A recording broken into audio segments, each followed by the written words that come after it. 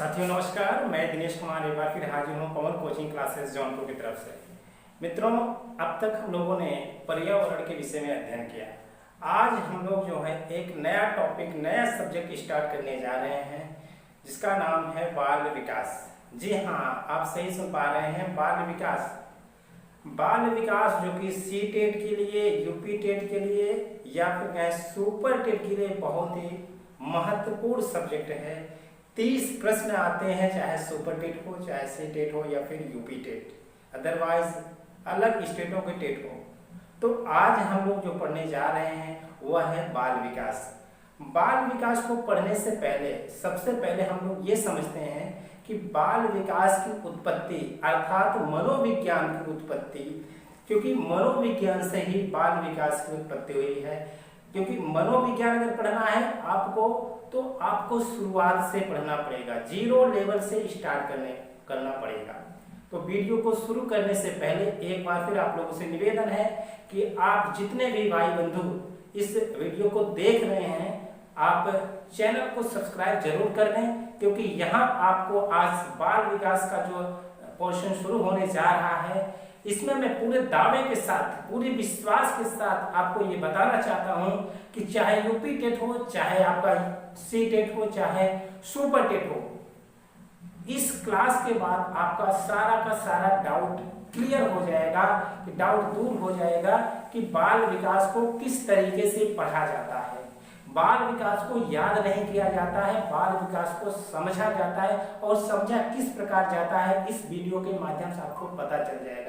मैं पूरे चैलेंज के साथ कहता हूँ 100 का 100% प्रश्न मैं फंसाऊंगा बाल विकास का। इस दावे में कितनी शक्ति है वो मैं इसलिए कह सकता हूँ कि मेरे द्वारा पढ़ाए गए जितने भी छात्र हैं सबने 27, 28, 25 प्लस नंबर लाए हैं पिछले यूपी टेट में। इस आधार पर मैं कह सकता हूं कि मित्रों, आपने यदि साथ दिया तो निश्चित तौर पर जो है ये बाल विकास आपके लिए पूरी तरीके से हवा हो जाएगा। आप देखते ही आप कह जाएंगे ये तो बहुत ही इजीली है। तो आइए बिना देर के वीडियो की शुरू करते हैं। देखिए मित्रों, हम लोग जो है आज पढ़ेंगे बाल विकास। बाल विकास, देखिए बाल विकास देखना तो बड़ा सिंपल लग रहा है कि बाल का मतलब होता है बालक। क्या? बाल का मतलब बालक, और विकास का मतलब उसका विकास, यानी बालकों का विकास, है ना, बालकों का विकास। लेकिन हमको यदि पढ़ना है, क्योंकि देखिए अभी पिछले यूपी टेट में ही बात कर लें, इससे अदरवाइज अलग एग्जामों में जो प्रश्न आ रहे हैं वो बाल विकास से तो आ रहे हैं, इससे संबंधित शिक्षण से भी आ रहे हैं। लेकिन आपको समझना यह है कि कहीं ना कहीं इससे संबंधित, इससे रिलेटेड प्रश्न कहां से आते हैं। जी हाँ, मैं ये बताना चाहता हूं कि बाल विकास को पढ़ने से पहले आप इसकी अवधारणा पढ़ लें, कैसे कैसे ये बाल विकास आया या इसका विकास क्रम क्या है। तो सबसे पहले देखिए विकास क्रम के बारे में उपनिषद। आप लोग उपनिषद समझ रहे हैं? जी हाँ, बिल्कुल, गुरु के समीप बैठ करके शिक्षा प्राप्त करना, उपनिषद, क्योंकि वेदों से ही उपनिषद निकला है। मित्रों, उपनिषद से ही दर्शन की उत्पत्ति हुई है। दर्शन शास्त्र जिसको कहा जाता है, दर्शन की उत्पत्ति हुई है। अब ये दर्शन क्या है? आप लोग कहेंगे ये दर्शन क्या है? देखिए, दर्शन का शाब्दिक अर्थ होता है देखना। क्या? शाब्दिक अर्थ होता है देखना। लेकिन देखना क्या, ये तो बहुत ही विस्तृत हो गया। जी हाँ, देखना क्या? क्या देखना? किसी भी वस्तु या चीज को उसके बारे में समझना, जानना, अर्थात एक तरीके से खोज करना, वो क्या है? दर्शन है। अब इसको इस तरीके से हम समझते हैं, जब तक हम दर्शन को नहीं समझ पाएंगे तब तक इसके आगे हम लोग मनोविज्ञान नहीं पढ़ सकते। जब मनोविज्ञान नहीं पढ़ सकते तब तक हमें बाल मनोविज्ञान का ज्ञान नहीं हो सकता। तो दर्शन को मित्रों कहते हैं फिलोसफी। क्या कहते हैं? फिलोसफी कहते हैं मित्रों, फिलोसफी कहते हैं। देखिए, इसको समझते हैं ऐसे कि मनुष्य एक बुद्धिमान प्राणी है, सब जानते हैं। बुद्धिमान होने के नाते मनुष्य के सामने अनेकों प्रकार के प्रश्न उठते हैं, जैसे इस सृष्टि की उत्पत्ति कैसे हुई, क्यों है, ईश्वर है कि नहीं है, उसकी सत्ता है कि नहीं है, सत्य क्या है, असत्य क्या है, उचित क्या है, अनुचित क्या है। तो इस प्रकार विभिन्न प्रकार के प्रश्नों की खोज के लिए, किस प्रकार, विभिन्न प्रकार के प्रश्नों के खोज के लिए मनुष्य द्वारा किया गया युक्तिपूर्वक प्रयास, युक्तिपूर्वक प्रयास ही दर्शन कहलाता है। तो आप ये समझ सकते हैं कि मनुष्य द्वारा जो किया जाता है प्रयास, किसके विषय में, ज्ञान के विषय में, ज्ञान के विषय में किया गया मनुष्य द्वारा प्रयास दर्शन कहलाता है। दर्शन को अंग्रेजी में फिलोसफी कहते हैं, और फिलोसफी जो है दो शब्दों से मित्रों बनी है, एक तो है फिलोस, दूसरा है सोफिया। क्या, फिलास और सोफिया, अर्थात आप कह सकते हैं कि यहाँ पर जो है सोफिया का अर्थ होता है ज्ञान, और यहाँ जो है फिलोस का अर्थ होता है प्रेम, अर्थात ज्ञान के प्रति प्रेम, ज्ञान के प्रति प्रेम ही क्या है, दर्शन है मित्रों। ज्ञान के प्रति प्रेम ही दर्शन है। इस तरीके से ज्ञान के प्रति प्रेम, अनुराग रखने वाला व्यक्ति दार्शनिक कहलाता है। आप भी दार्शनिक हैं, एक अध्यापक भी दार्शनिक है, मैं भी दार्शनिक हूँ। यहाँ पर जो कुछ कोई भी है, ये जो ज्ञान की प्राप्त करना चाहता है, उसके विषय में जानना चाहता है, तो क्या है, दार्शनिक है। तो इसी दर्शन शास्त्र में मित्रों, इसी दर्शन शास्त्र से मनोविज्ञान की उत्पत्ति हुई है। लेकिन जो सबसे पहले दार्शनिक आए, जिनका नाम है सुकरात, आप लोगों ने सुना होगा, जिनका नाम है सुकरात। सुकरात का जन्म लगभग 770 ईसा पूर्व में हुआ था, एथेंस में हुआ था मित्रों। सुकरात जो कि प्रश्नावली विधि के लिए जाने जाते हैं, ये प्रश्न पूछ करके जो है गली मोहल्लों में घूमा करते थे, लोगों से तर्क वितर्क करते थे, प्रश्नों को पूछते थे, उनसे आंसर जानते थे। तो इनको जो है प्रश्नावली विधि के लिए जाना जाता है सुकरात को। तो ये सुकरात सबसे पहले दार्शनिक थे जिन्होंने दर्शन को जाना पहचाना। मगर इसको अगर लिखित रूप में देखना है तो पाइथागोरस, जी हाँ पाइथागोरस, जो पाइथागोरस हैं वो ये गणितज्ञ थे, इन्होंने इसको लिखित रूप दिया, और इसका जो विकास किया मित्रों, इसका विकास किया है प्लेटो ने। किसने किया, प्लेटो ने इसका विकास किया मित्रों, जी हाँ प्लेटो ने इसका विकास किया। तो इस तरीके से जो है दर्शन, अब ये कड़ी जो है निरंतर मित्रों चलती रही। कब तक चलती रही, लगभग 1500 या कहें 15वीं शताब्दी तक जो है ये दर्शन शास्त्र चलता रहा। और दर्शन का जो मूल उद्देश्य था, वो मूल उद्देश्य क्या था, आत्मा का परमात्मा से मिलन, आत्मा, परमात्मा और ब्रह्म, इन तीन ही बिंदुओं पर इसमें चर्चा होती थी, तीन के अलावा कुछ नहीं। जीवन में किस प्रकार मुक्ति पाया जाए, आत्मा परमात्मा का मिलन हो, और तीसरी बात यहाँ पर ब्रह्म की यहाँ पर प्राप्ति हो। तो इन पर जो है बात होती थी दर्शन। आप जितने भी दर्शन देखेंगे, चाहे सांख्य दर्शन हो, चाहे भी अदरवाइज कोई और दर्शन हो, आप उसमें योग दर्शन हो, सब दर्शन इसी दर्शन के भाग है। तो मित्रों ये 15वीं शताब्दी तक चलता रहा। उसके बाद जो है मनोविज्ञान निकल के आया कि जो है दर्शन से थोड़ा हट करके जो है एक विज्ञान आया, उसका नाम रखा गया मनोविज्ञान। लेकिन क्या शुरुआती में मनोविज्ञान रख दिया क्या, नहीं, बिल्कुल नहीं। शुरुआत में मनोविज्ञान इसका नाम नहीं पड़ा। शुरुआत में देखिए, शुरुआत में जब ये मनोविज्ञान आया तो पहले, सबसे पहले जो है ये इस तरीके से हम समझ लेते हैं। सबसे पहले 16वीं शताब्दी में मित्रों, 16वीं शताब्दी में इसको कहा गया आत्मा का विज्ञान। किसको कहा गया, मतलब आत्मा का विज्ञान। अब ये आत्मा का विज्ञान लेकर कौन आए, ये आत्मा का विज्ञान मित्रों लेकर के आए अरस्तु। कौन लेकर के आए, अरस्तु लेकर। अरस्तु कहाँ के निवासी थे, ये यूनान के रहने वाले थे, जी हाँ यूनान के रहने वाले थे। और सबसे पहले जो दर्शन चला था वो कहाँ चला था, यूनान में ही चला था। सबसे पहले अगर दर्शन चला था, दर्शन शास्त्र, तो कहाँ चला था, यूनान में ही चला था मित्रों। तो ये जो आत्मा का विज्ञान है, इसको लेकर आए थे अरस्तु मित्रों। इनके एक सहयोगी हुआ करते थे। सबसे पहले अगर बात करें तो इनके जो सहयोगी थे, एक थे केलर, उनका नाम था केलर। केलर ने कहा कि जो मनोविज्ञान है, मनोविज्ञान का जनक कौन है, मनोविज्ञान का जनक जो है वो अरस्तु है, और मनोविज्ञान की जो जननी है वो कौन है? मनोविज्ञान की जननी जो है वो है दर्शन, अर्थात दर्शन से ही मनोविज्ञान निकला है। तो मनोविज्ञान की जननी कौन हुई? दर्शन, और मनोविज्ञान का जनक कौन है? वो अरस्तु है, अकॉर्डिंग टू केलर। केलर ने ऐसा कहा। ऐसा किसने कहा? प्रश्न में आता है। तो केलर ने कहा कि मनोविज्ञान की जननी दर्शन है और मनोविज्ञान का जनक अरस्तु है।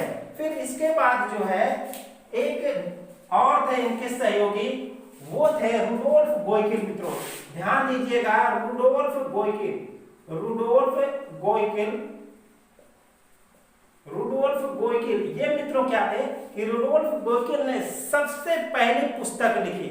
सबसे पहली पुस्तक इन्होंने लिखी, उस पुस्तक का नाम था साइकोलॉजिया। क्या था? साइकोलॉजिया। ये साइकोलॉजिया मित्रों 1590 में लिखी गई, 16वीं शताब्दी के अंत में लिखी गई। इसी साइकोलॉजिया में सबसे पहले साइकोलॉजी, क्या? साइकोलॉजी शब्द को दिया गया, साइकोलॉजी शब्द को दिया गया। याद रखिएगा, किसकी किताब थी? पहली किताब थी, ये मनोविज्ञान की पहली पुस्तक थी। ये 1590 में लिखी गई। किसको द्वारा? रुडोल्फ गोइकिल, जो कि ये आत्मा का विज्ञान, इसके समर्थक थे, अरस्तु के समर्थक थे, केलर भी और रुडोल्फ गोइकिल भी। तो रुडोल्फ गोइकिल की पहली पुस्तक थी साइकोलॉजिया। इसी में साइकोलॉजी शब्द का चयन किया गया। लेकिन मित्रों ये जो साइकोलॉजी है ये तो है अंग्रेजी शब्द। देखिए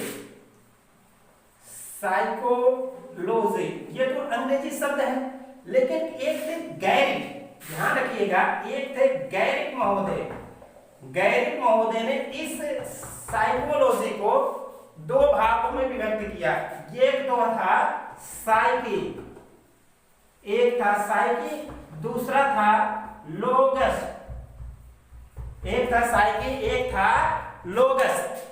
तो साइकी का अर्थ होता है मित्रों, साइकी का अर्थ होता है आत्मा, और लोगस का अर्थ होता है अध्ययन। अर्थात इस प्रकार से आप कह सकते हैं कि आत्मा का अध्ययन, आत्मा का अध्ययन, आत्मा का अध्ययन ही क्या है? यहाँ पर आत्मा का अध्ययन ही मनोविज्ञान है। तो शुरुआत में इस तरीके से, लेकिन जो ये अंग्रेजी शब्द है मित्रों ध्यान दीजिएगा, यदि ये अंग्रेजी शब्द है तो ये दोनों जो साइकी और लोगस है ये कैसा शब्द है? ये ग्रीक शब्द है, जिसको यूनानी भी कहते हैं, यूनानी शब्द है, यूनानी शब्द है। इसका अर्थ है आत्मा का अध्ययन करने वाला विज्ञान। तो आत्मा का अध्ययन करने वाला विज्ञान कौन लेकर के आए? अरस्तु लेकर के आए 16वीं शताब्दी में। इन्होंने बताया आत्मा का विज्ञान। तो विज्ञान में रिसर्चेबल होता है, विज्ञान में रिसर्च किया जाता है, लेकिन आत्मा पे रिसर्च नहीं किया जा सकता।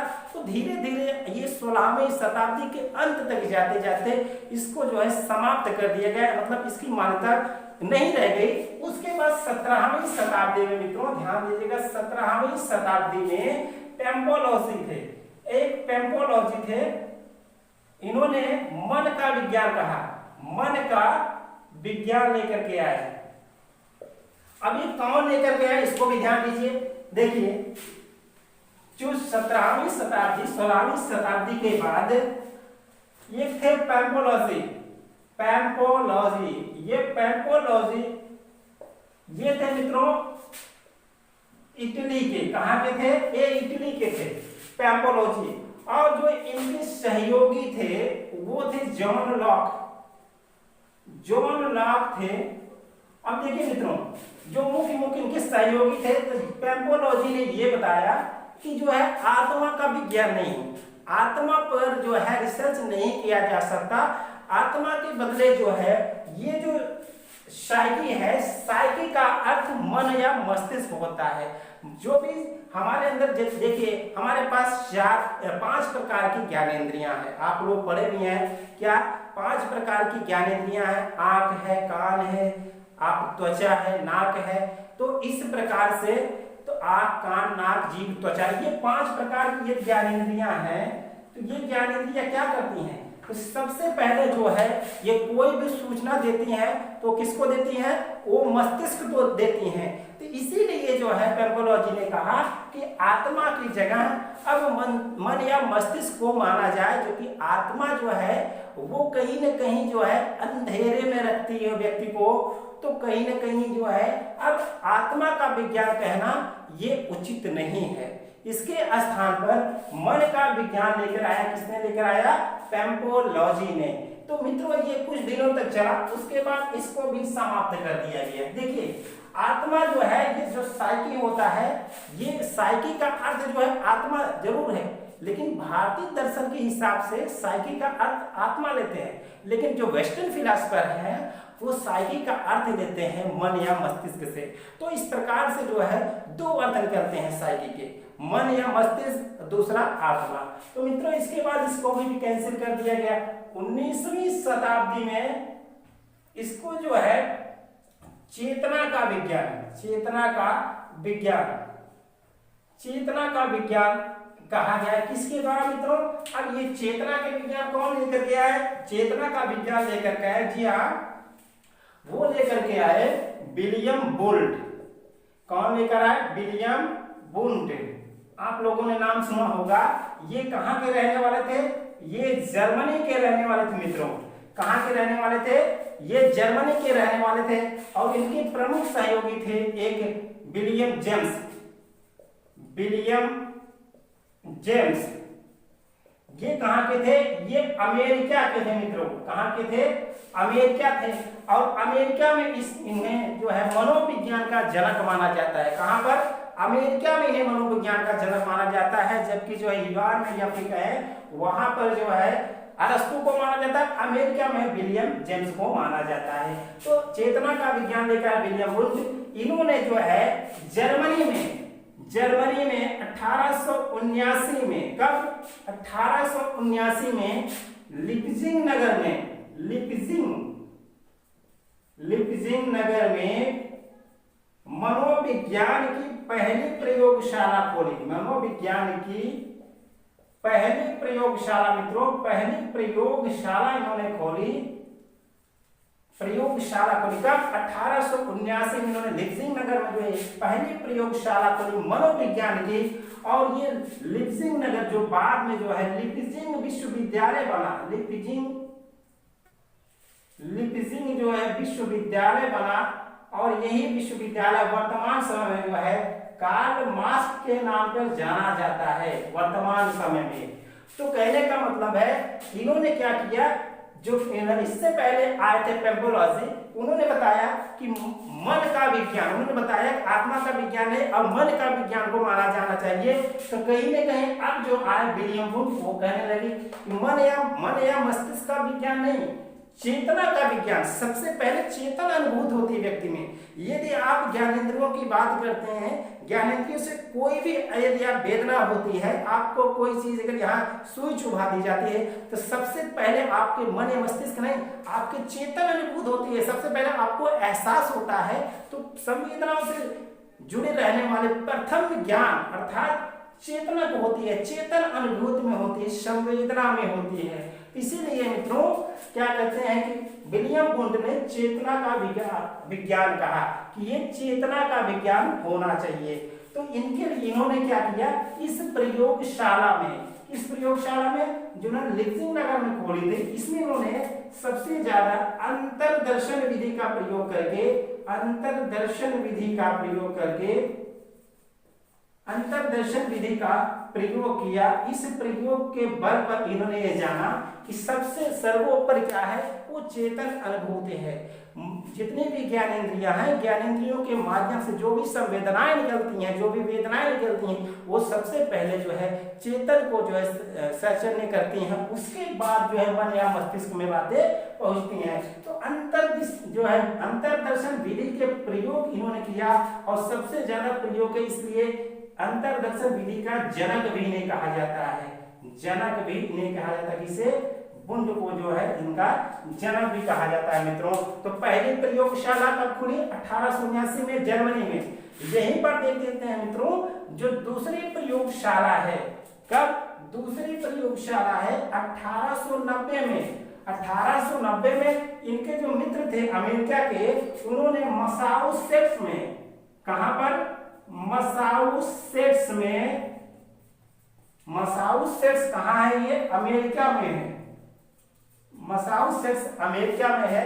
इन्होंने दूसरी प्रयोगशाला खोली, ये कैसी थी, दूसरी प्रयोगशाला थी। इसी के कारण जो है विलियम जेम्स को, दूसरी प्रयोगशाला विलियम जेम्स, इसी के कारण जो है अमेरिका में जो है विलियम जेम्स को मनोविज्ञान का जनक कहा जाता है। मित्रों देखिए, मनोविज्ञान को पढ़ना है तो पेशेंस रखना होगा, समझना होगा, ध्यान पूर्वक समझ विकसित करना होगा। क्योंकि देखिए, एक थे स्किनर महोदय, स्किनर महोदय कहते थे कि मनोविज्ञान अध्यापकों की तैयारी का आधारशिला है। मनोविज्ञान अध्यापकों की तैयारी का आधारशिला है। आप कोई भी सब्जेक्ट इस समय देना चाहते हैं तो कहीं न कहीं एक दो प्रश्न, अदरवाइज एक जो है कोई भी एग्जाम जिसमें एक दो प्रश्न या कहीं मनोविज्ञान का ज्ञान अध्यापकों के लिए महत्वपूर्ण है। तो यहाँ पर आपको ध्यान पूर्वक समझना है, किसी बात को रटना नहीं है। तो आप देखिए, दूसरी प्रयोगशाला कहां पर खुली, विलियम जेम्स द्वारा अमेरिका के मसाचुसेट्स में। तो भारत में यदि बात की जाए तो भारत में कहां खोली गई, भारत में जो है कलकत्ता में खोली गई। मित्रों, कलकत्ता में कब खोली गई, 1915 में। 1915 में किसके द्वारा खोली गई, सेनगुप्त के द्वारा। सेनगुप्त द्वारा भारत में मनोविज्ञान की पहली प्रयोगशाला, मनोविज्ञान की पहली प्रयोगशाला खोली गई। मित्रों, पहली प्रयोगशाला खोली, किसके द्वारा, सेनगुप्त के द्वारा। तो धीरे धीरे जो है चेतना का विकास हुआ और चेतन विज्ञान आया इस मनोविज्ञान में। क्योंकि देखिए, इससे पहले 16वीं शताब्दी तक चला जो है, आप समझते हैं, आत्मा का विज्ञान, फिर मन का विज्ञान, फिर चेतन का विज्ञान। उसके बाद मित्रों जो है, जो अगर कहा जाए 20वीं शताब्दी से व्यवहार का विज्ञान, क्या, व्यवहार का विज्ञान, व्यवहार का विज्ञान आया। थोड़ा इसको मिटा दें, थोड़ा बोर्ड खाली हो जाए। मित्रों देखिए, इस समय जो है वो चल रहा है व्यवहार का विज्ञान। अब व्यवहार का विज्ञान क्या है, देखिए, व्यवहार का विज्ञान, व्यवहार का विज्ञान लेकर के कौन है, व्यवहार का विज्ञान, व्यवहार का विज्ञान, इसको लेकर के आए मित्रों जेबी वाटसन। कौन, जेबी वाटसन। ये कहां के थे मित्रों, अमेरिका के थे ये। और इन्होंने क्या किया, इन्होंने कहा कि चाहे आत्मा हो, चाहे मन हो या चेतना हो, सर्वोपरि जब तक व्यक्ति के अंदर व्यवहार नहीं है, उसके व्यवहार में जो परिवर्तन होता है वो दिखाता है कि समस्त चीजें जो है वो सुचारू रूप से हुई हैं। तो जेबी वाटसन जो है वो इसके जनक कहे जाते हैं, किसके, ये व्यवहार के, व्यवहारवाद या कहे जाए तो व्यवहारवाद के भी जनक कहे जाते हैं। और व्यवहार का विज्ञान कौन लेकर है, जेबी वाटसन। इनका पूरा नाम है John Brodess Watson, John Brodess Watson. मित्रों, जॉन ब्रोडेस वाटसन। अब इसमें जो व्यवहारवाद के समर्थक थे मित्रों, आप बहुत अच्छी तरीके से जानते हैं। जैसे आप ईपी पावलो, नाम आप लोगों ने सुना होगा, IP Pavlov, William McDougall, William McDougall, Thorndike, ये सब क्या है, ये सब जो है व्यवहारवादी है मित्रों। कौन है, व्यवहारवादी हैं। इसके अलावा और भी सीरियल हेल है, ये सब व्यवहारवादी हैं। लेकिन जो व्यवहार शब्द है मित्रों, व्यवहार शब्द, अगर शब्द की बात की जाए तो एक विलियम मैकडूगल या विलियम मैकडूगल की एक पुस्तक थी, outline of psychology, outline of psychology. इस आउटलाइन ऑफ मतलब आउटलाइन ऑफ साइकोलॉजी, इसमें सबसे पहले जो है ये व्यवहार शब्द का कहा जाए, व्यवहार शब्द निकला कहां, आउटलाइन ऑफ साइकोलॉजी में। लेकिन व्यवहारवाद का जनक जो है किसे कहा जाता है, व्यवहारवाद या व्यवहार का विज्ञान लेकर आए। और व्यवहारवाद जो है जेबी वाटसन का ये विचार था, जो संप्रदाय था। तो मित्रों इसके समर्थक बहुत अधिक हैं। कहने का मतलब है आज इस समय अगर देखा जाए तो कुल मिलाकर के व्यवहारवाद पर ही मनोविज्ञान आधारित है। व्यवहार क्या होता है? जो मनुष्य का जो आंतरिक ज्ञान है, या आंतरिक ज्ञान या मन मस्तिष्क का जो आंतरिक ज्ञान, यदि उसका बाह्य स्वरूप हो जाता है या बाहर में कुछ दिखाई पड़ता है तो उसको व्यवहार कहते हैं मित्रों।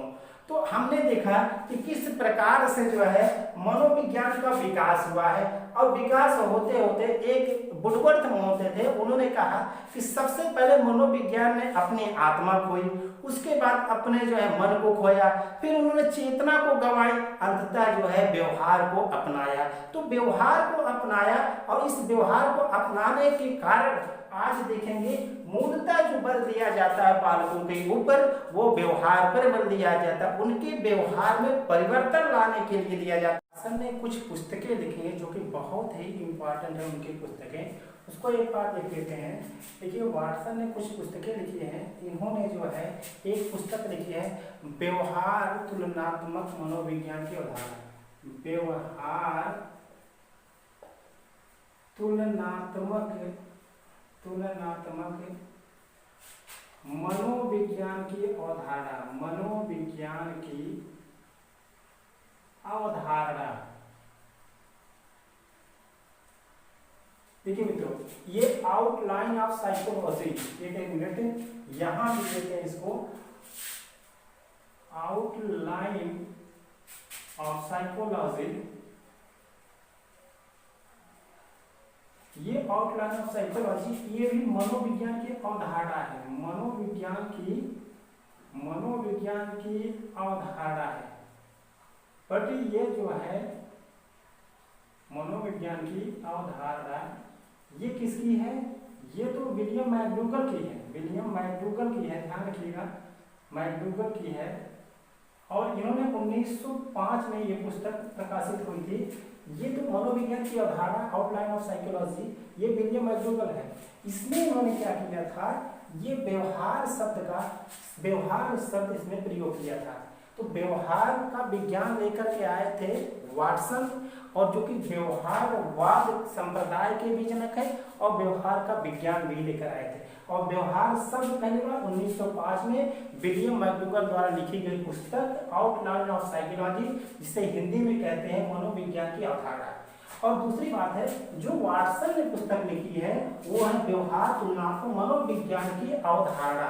ये कब लिखी गई मित्रों? ये लिखी गई है 1914 में। कब लिखी गई मित्रों? ये 1914 में लिखी गई है। अब इनकी एक और पुस्तक है मित्रों, वो है मनोविज्ञान की एक व्यवहारवादी दृष्टिकोण। मनोविज्ञान की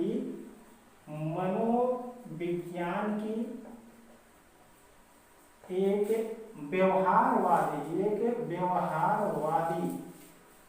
व्यवहारवादी दृष्टिकोण। ये कब लिखी गई मित्रों? ये लिखी गई, ये प्रकाशित हुई 1919 में। तीसरी पुस्तक इनकी जो इम्पोर्टेंट है वो है व्यवहारवाद।